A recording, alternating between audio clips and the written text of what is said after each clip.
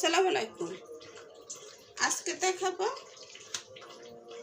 Chicken pulao আর কি, যেটা হলো মোরগ পোলাও।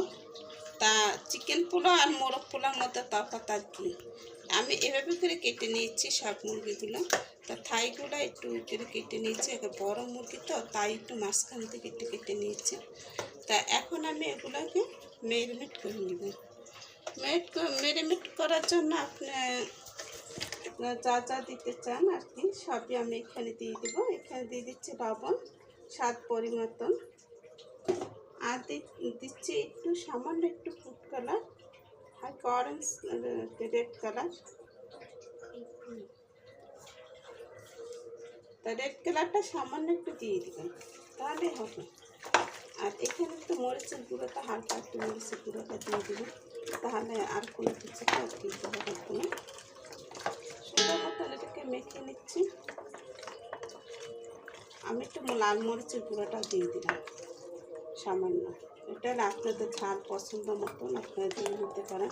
আমি একটু ঝাল স্পাইসি একটু পছন্দ করে আর কি, তাই আমি ঝালটা আর কি দিয়ে দিলাম। তা এভাবে করে মেখে নিলাম। আর এখন যদি টক দই দিতে চান তাহলে দিতে পারেন, নাহলে পরবর্তীতেও দিতে পারেন। তা আমি এখন এটাকে সোজা চুলায় চলে যাব। একটু বেরেস্তা দিয়ে দিচ্ছি, বেরেস্তা দিয়ে ভেজে নিলে এটা কিন্তু একটু বেশি ভালো লাগে। আর বেরেস্তাটা কিন্তু পরবর্তীতে আপনি দেওয়া লাগবে, যখন আপনি এটাকে রান্না করবেন তখন কিন্তু বেরেস্তা দিয়ে রান্না করতে হবে। তা বেরেস্তা দিয়ে ভাজতে কিন্তু একটা ফ্লেভার আলাদা আসে, তাই আমি বেরেস্তাটা দিয়ে নিলাম। এখন দেখুন, তো এখন দিয়ে দিচ্ছি ঘি। ঘিটা দিয়ে দিলে একটা ফ্লেভারটা ভালো আসে। ঘিটা দিয়ে রান্না করলে পুরো ঘরটা একটা মোমো একটা ঘেরান আসবে, সুন্দর একটা ঘেরান আসবে। তো এখন দিয়ে দেবো আমি এটাকে ভেজে রাখা সেই রোস্টটা। এটাকে আপনারা এমনিও রান্না করতে পারেন, এরকম শর্টে করে ভেজে নেব। আমি হালকা আর কি ফ্রাই করে নেব, বেশি পারবো না, একটু হালকা একটু শর্টে করে নেব।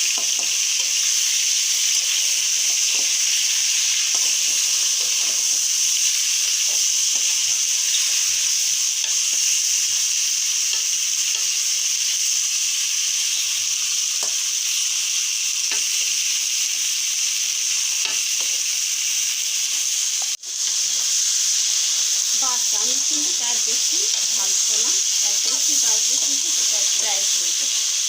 এখন আমি এটাকে উঠিয়ে নিচ্ছি, কারণ এটা তো এখনই রান্না করে নিলাম।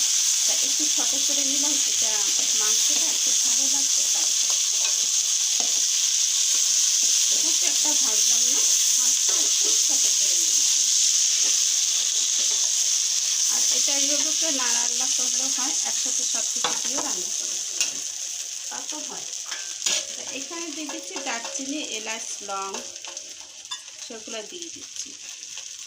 আর বাকি যে মশলাগুলো আছে সেগুলো পরবর্তীতে আমি আপনাদের সামনে এটা করে দেবো।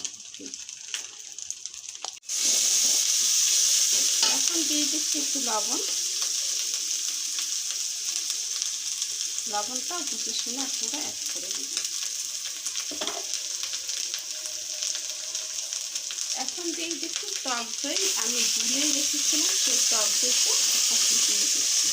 এখানে পানি দেওয়া আছে টক দইতে, এটা পানি ছিল তাই আমি একসাথে এটাকে গুলিয়ে নিয়েছিলাম, বা এটাকে দিয়ে দিলাম। এখন খুব সুন্দর করে এটাকে কষিয়ে নিচ্ছি। আমার কাছে মনে হয় টক দইটা আরেকটু লাগবে, তাই আমি একটু দিয়ে দিলাম। আর কি 1 টেবিল 1/4 কাপ চাল আর কি 1/4 কাপ আমি এখানে দিয়ে দিলাম। আর দিয়ে দিচ্ছি কিছুটা বেরেস্তা। এটা কিন্তু দিতেই হবে বন্ধুরা, এটা দিয়ে নিলে এটা কিন্তু খুব একটা ভালো একটা ফ্লেভার আসবে, আপনার সেটা দিয়ে নেবেন। আর কিছুটা রেখে দিলাম, পরবর্তীতে আমার কাজে লাগবে। এখন এটাকে খুব সুন্দর করে এটাকে কষিয়ে নেব। তারপর দিয়ে দিচ্ছি এখানে কাঠবাদাম আর পোস্ত দানা বাটা, সেটাকে দিয়ে দিচ্ছি।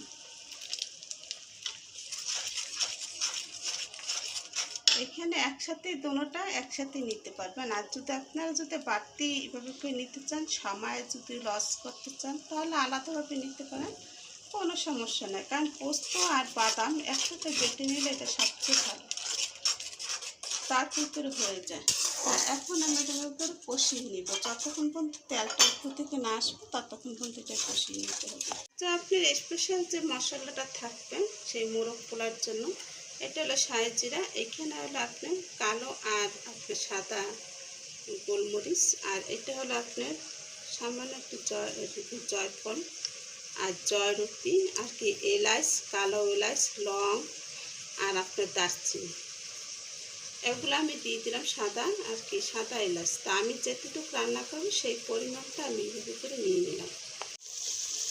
তেলটা যখন ভেসে উঠছে তখন আমি দিয়ে দিচ্ছি টমেটো আর কি টমেটোর আমি এটাকে গ্রেল্যান্ড করে নিচ্ছি আস্তা টমেটো। আপনারা আস্তাও দিতে পারেন বা পেস্ট আপনারা টমেটো সসটাও দিয়ে দিতে পারেন, একই কথা আর কি, যাই হোক। আর এখানে দিয়ে দিচ্ছি সেই মশলা বাটাটা। আমি মশলাটা বেটে নিয়েছি সেটা আমি দিয়ে দিচ্ছি, আর কিছুটা রেখে দিলাম, সেটা হলো পদ্ধতিতে পোলাওতে দিয়ে দিলাম। এখন খুব সুন্দর করে এটাকে কষিয়ে নিচ্ছি। আবার তেলটা উপরে উঠলে আমি এটাকে মাংসগুলো দিয়ে দেবো অল্প সময়। এখন তেলগুলো বেশি উঠছে, এখন আমি দিয়ে দিচ্ছি সেই একটু হাফ করে আর কি ভেজে নিয়েছিলাম সেটা মাংসটা, তা সুন্দর করে এটাকে কষিয়ে নিচ্ছি। আর এখানে মোরগ পোলাওটা এভাবে করে রান্না করলে আপনারা বুঝতে স্বাদটা কত সুন্দর আসে। এখানে যে যে মশলা আমি দিয়ে নিচ্ছি সেই মশলাগুলো যদি দিয়ে রান্না করেন তাহলে আপনাদের রোজটা এরকম হবে। আর যদি আপনারা একটু যদি ছটে যদি না করে নিতে চান তাহলে কোনো সমস্যা নেই, এটা ছটে করতে হবে সেরকম কোনো কথা নেই। আমি এটাকে একটু জাল করে একটু ঢেকে দেবো, তারপর আমি লিকুইড দুধটা দিয়ে দেবো। এখন দিয়ে দিচ্ছি কতগুলো কাঁচামরিচ, আর আমি পরবর্তীতে কিশমিশ দিয়ে দিচ্ছি। তো এখন দিয়ে দিচ্ছি আমি এতে দুধ দিয়ে আমি দেবো। আমি কিন্তু এখানে পানি অ্যাড করবো না, পানি অ্যাড করলে এটা স্বাদটা কিন্তু ততটা টেস্ট বুঝে যাবে না। আর আপনার এটা কিন্তু সিদ্ধ হতে আর বেশি সময় লাগবে না, কারণ আমি এখানে হাফ সিদ্ধ করে নিয়েছি আর কি ছটে করে নিয়েছি, তা এখানে সিদ্ধ হতে আর সময় লাগবে না। দেন এখানে 20 মিনিট কি 20 মিনিট লাগবে না, 15 মিনিটের মধ্যে এটা ইনশাল্লাহ হয়ে যাবে। তো এটাকে এখানে দিয়ে দিচ্ছি কিছুটা কিশমিশ, এটা না আপনাদের পছন্দ মতন। আমি কিন্তু আলু কুকড়াটা দিয়ে দিয়েছি বন্ধুরা অফ ক্যামেরায়, সরি বন্ধুরা দুঃখিত। তা আমি একটু কিশমিশটা ভালো করে দিয়ে দিলাম, একটু মিষ্টি মিষ্টি আসবে। আর এখানে আপনার চিনি অ্যাড করতে চান, এই চিনিটা আমি পদ্ধতিতে দিয়ে দেবো পোলাওতে, কারণ সবটার মতো চিনি আমাদের বাসি পছন্দ করে না, তাই আর কি শিওর কথাটা বলা ভালো। আচ্ছা, এইখান থেকে কিছুটা তেল আমি এখান থেকে নিয়ে নিচ্ছি, সেটা পোলাওতে আমি দিয়ে দেবো। তা এইখানে আমি যে তেলটা নিয়েছি দেখুন, তেলগুলো কিন্তু এখানে পোলাওর মধ্যে এগুলো হয়ে যাবে। আর গ্রেভিটা একটু বেশি করে রাখলাম, কারণ গ্রেভিটা আর কি রাইসের সাথে খেতে খুবই ভালো লাগে। এখন আমি চুলায় দিয়ে দেবো আর কি, আমি রাইস কুকারে দিয়ে দেবো পোলাও চালটা আর কি ভেজে নেব এটার মধ্যে করে। আর আমি এখানে যে মশলাটা পরবর্তীতে যে রেখেছিলাম আপনার পোস্তদানা, শাহি জিরা, তারপর আপনার দারচিনি, সব কিছু আর কি মশলা এটার মধ্যে এক্সট্রা মশলা সব কিছু আছে, সব কিছু এখানে আমি দিয়ে দিলাম। এখন আমি তাকে সুন্দর করে নেড়ে এটাকে ঢেকে রান্না করবো। কাঁচা মশলা পদ্ধতিতে দিয়ে দেবো, একটু সাথে কেওড়ার জল আর গোলাপ জলটা অবশ্যই দিয়ে দেবেন। আর এটা ঘেরালে কিন্তু আরও মোমো করবে। কেমন লাগলো আমার এই রেসিপিটা? আপনাদের কাছে অবশ্যই ভালো লেগেছে। শুধু বলেন যে আপনি শুধু এই রান্নাটাই দেন, আসলে সব কিছুই পারি, সময়ের জন্য আর কি দেওয়া হয় না। আমার ছোটো মেয়ের পরীক্ষা, তো তার জন্য একটু দৌড়াদৌড়ি এর জন্য আর কি দিতে পারছি না। তার সময় পরে আর কি সব কিছু সময় ধৈর্য ধরে তাকে করতে হবে, কারণ যাদের ছোটো বাচ্চা নেই তারা সবসময় করতে পারে, আর যাদের ছোটো বাচ্চা আছে তারা কিন্তু সবসময় পারে না, এটা করতে চাইলেও তারা পারে না। তাহলে এটাকে ঢেকে দিচ্ছি। তো তা দেখুন আমার মোরগ পোলাও হয়ে গেছে। আর এই মোরগ পোলাওটা পুরান ঢাকায় কিন্তু কীভাবে করে রান্না করে, আপনাদের যদি বিশ্বাস না হয় তাহলে আপনারা নিজেরা এইভাবে রান্না করে দেখতে পারেন পুরান ঢাকার মতন পোলাওটা আর কি মোরগ পোলাওটা হয়েছে কিনা।